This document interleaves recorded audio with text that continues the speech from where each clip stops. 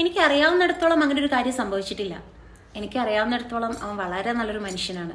എനിക്കറിയാവുന്നിടത്തോളം അവൾ നന്നായിട്ട് പാട്ട് പാടും. നമ്മൾ പറയാറില്ലേ, എനിക്ക് അറിയാവുന്നിടത്തോളം. നമുക്ക് എങ്ങനെ പറയാതെ, as far as I know. Okay, as far as I know എന്ന് വെച്ചാൽ എന്താ, എനിക്ക് അറിയാവുന്നിടത്തോളം. എന്നിട്ട് ഇപ്പൊ പറഞ്ഞേ, as far as I know. എന്നിട്ട് ബാക്കി നമുക്ക് എന്താ പറയാനുള്ളതെന്ന് വെച്ചാൽ അത് ഫില്ല് ചെയ്യാം. അപ്പൊ നമ്മൾ പറയാണ്, എനിക്ക് അറിയാവുന്നിടത്തോളം അവൻ വളരെ നല്ലൊരു മനുഷ്യനാണ്, അല്ലെ അദ്ദേഹം നല്ലൊരു മനുഷ്യനാണ്. എങ്ങനെ പറയാം നമുക്ക്, as far as I know he's A good person. He's A good person. As far as I know he's A good person. അതുപോലെ എൻ്റെ അറിവിൽ നിന്നും പറയാം, എൻ്റെ അറിവിൽ അങ്ങനെയും പറയാം കേട്ടോ. എൻ്റെ അറിവിൽ ഇന്ന് ഓഫീസ് അവധിയാണ്. എങ്ങനെ പറയും, as far as I know the office is closed today. As far as I know the office is closed today.